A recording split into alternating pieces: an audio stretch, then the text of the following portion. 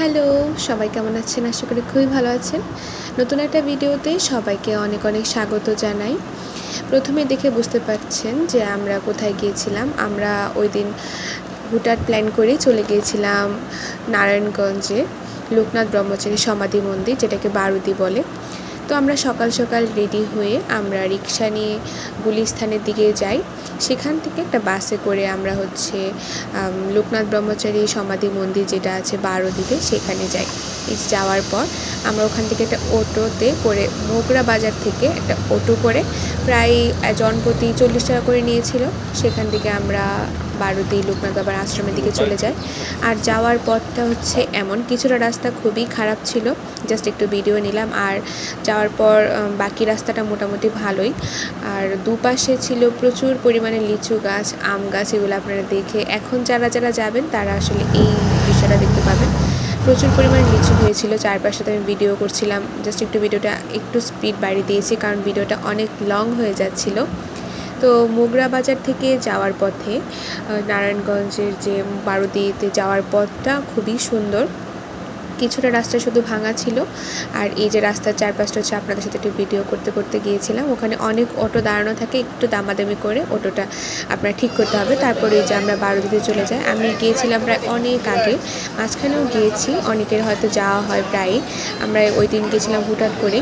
তো যাওয়ার এই যে প্রথমে বারুদিতে ঢুকতে এমন অনেক দোকান থাকে বাচ্চাদের জন্য, প্রসাদের জন্য। তারপরে বারুদির এটা মন্দিরটা, যেখানে শ্রী শ্রী লোকনাথ ব্রহ্মচারী সমাধি মন্দির বলা হয়।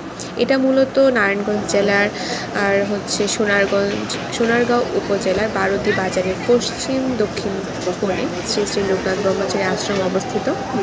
ঢাকা থেকে প্রায় ঢাকা চট্টগ্রাম জাতীয় মহাসড়কের পথ ধরে গিয়ে মোগরাপাড়া চৌরাস্তা থেকে প্রায় 35 কিলোমিটার দূরে এর অবস্থান।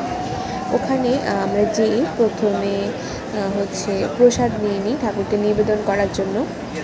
যথারীতি মন্দিরের ভিতর থেকে প্রসাদগুলো নিয়েছিলাম, কারণ বাইরে থেকে নেওয়া থেকে মন্দিরের যে নিজস্ব যে দোকানটা রয়েছে সেখান থেকে নিয়েছিলাম। নিয়ে দাঁড়ানোর সময় একটু ভিড় ছিল, আর পাশাপাশি কয়েকটা অন্নপ্রাশনও ছিল, সেগুলো ভিডিও করছিলাম।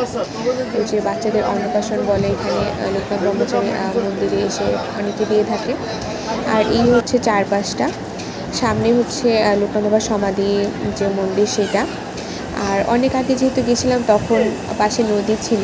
তো এখন বলতে বেশ অনেক বছর হয়ে যাচ্ছে নদীটা ভরাট করে ফেলেছে, তাই ওই নদীর সৌন্দর্যতা এখন আর ওইখানে পাওয়া যায় না। আর এখানে ভিতরে জায়গাটা এমন। আর সাইডে এই যে কবুতরের যে তাদের আধার দিয়ে থাকে, অনেক কবুতর, এখানে জ্বালালি প্লাস অনেক কবুতর থাকে। ওইগুলো দেখতেই ভালো লাগছিল। ছোটো ছোটো বাচ্চাদের আনাগোনা ছিল। আশেপাশে ওখানে আবাসন সুবিধাও ছিল, যারা চাইলে 1 দিন 2 দিন এরকম ওইখানে থাকাও যায়, সেই হিসেবে ওদের রুম ভাড়া দেওয়া হয়। এগুলো ঘোরাঘুরি করার পর আমরা প্রসাদের জন্য বাল্যভোগ নেওয়ার জন্য একটা টোকেন নিয়ে নিই। টোকেনটা নিয়ে আমরা লাইনে দাঁড়িয়ে যাই। এখানে বিশাল লম্বা লাইন ছিল। অনেক আগে যখন যেতাম তখন তো দেখা যেত যে মাটিতে বসে খাবার প্রসাদটা মাটিতে বসে খেতে। এখন এই সাইডটা একদমই আলাদা করে ফেলেছে, একদম গোছানো যাকে বলে। সবাই লাইন ধরে চেয়ার টেবিলে বসে প্রসাদ নিতে খাওয়া যায়।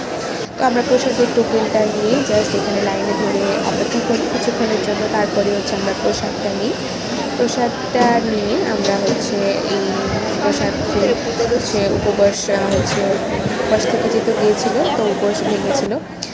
আর বাল্যভোগে ছিল, প্রসাদে ছিল মুগ ডাল, তারপর কাঁচামরিচ, লবণ, আর আলু সেদ্ধ। চাইলে প্রসাদ আবারও নিয়ে আসা যায়।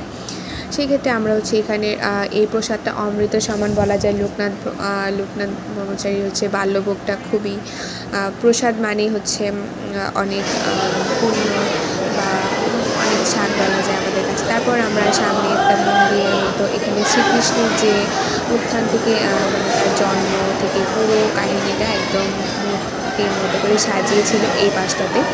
এই পাশটাতে সামনে অনেকে বসে রেস্ট করছিল, অনেকে ঘোরাঘুরি করছিল। আরও অনেক মন্দিরে আশেপাশে সবাই যারা দূর দূর থেকে এসেছিলো তারা। আর এখানে আরেকটা অন্নপ্রাশন ছিল, তার ফটোশ্যুট করছিল, আমরা একটু দেখছিলাম দাঁড়িয়ে দাঁড়িয়ে। তার কিছুক্ষণের মধ্যেই প্রচুর বৃষ্টি চলে আসে। আরেকটু ভিতরের দিকে নতুন আরেকটা বড় মন্দির করেছে, দুর্গা মন্দির। তো আমরা প্রচণ্ড রোদ ছিল, রোদের পরেই বৃষ্টিটা আসে। আমরা তখন দুর্গা মন্দিরে গিয়ে কিছুক্ষণ বসি। এই যে বৃষ্টি ছিল, একদম হুট করে বৃষ্টি চলে এসেছে। আর তো বৃষ্টির আমরা চারপাশটা একটু ভিডিও করছিলাম। তখন প্রচুর গাছে আম হয়েছে লোকনাথ ব্রহ্মচারী আশ্রমে। দাঁড়িয়ে দাঁড়িয়ে দেখছিলাম, অনেকেই আম পেড়ে পেড়ে খাচ্ছিল, অনেকগুলো পেকে গেছিলো। এরকম দেখতে একদম খুবই মনোমুগ্ধকর বলা যায়। আর এই জায়গাটা হচ্ছে এখানে আশ্রমের মতো। এখানে যারা দূর থেকে আসে তারা চাইলে থাকতেও পারে ভাড়া দিয়ে। আর এখানে আগাম প্রসাদের ব্যবস্থাও রয়েছে। সেখানে দৈনিক পূজা, অনুষ্ঠান সূচি, এগুলো প্রসাদ বুকিং, এগুলো হচ্ছে এখানে মন্দিরের নিত্য বলা যায়, এগুলো সুবিধা রয়েছে। আর ভিতরের মন্দিরগুলোতে যে বাচ্চাদের জন্য অন্নপ্রাশন প্লাস খেলনা সামগ্রী অনেক দোকানপাট ছিল সামনেই, মন্দিরের সামনে। তারপর আমরা একটু দোকান থেকে একটু খেলনাপাতি জিনিসগুলো দেখছিলাম। পাশাপাশি বৃষ্টি থেমে গিয়েছিল। থেমে যাওয়ার পরে আমরা হচ্ছে ওখানে শ্মশান ঘাটের মতো একটা জায়গা ছিল, ওইখানে একটু যাচ্ছিলাম। আর হচ্ছে মহাদেবের এই জায়গাটা একটু ভিডিও করছিলাম। মহাদেব সবার মঙ্গল করুক। আর এই তো তখনও টুকটুক করে বৃষ্টি পড়ছিল। বৃষ্টির মধ্যে একটু ভিডিও করে নিয়েছিলাম। আর এই যে চারপাশটা, মন্দিরের চারপাশটা খুবই সুন্দর। যারা এসেছেন কমেন্ট করে জানাতে পারেন। আর এটা ছিল মন্দিরের বাগানটাও অনেক বড়। সুবিধা এখানে পাশাপাশি আরও অনেক সুবিধা ছিল মন্দিরের। এই জায়গাটা আমার কাছে খুবই সুন্দর লেগেছে, আমি অবাক হয়ে গিয়েছিলাম এই জায়গাটা দেখে। এখানে একটা শিবলিঙ্গ ছিল, খুবই সুন্দর। আর বাগানটা অনেক বড়। তার পাশে ছিল হচ্ছে মহাশ্মশানেও ওই দিন আর যাওয়া হয়নি।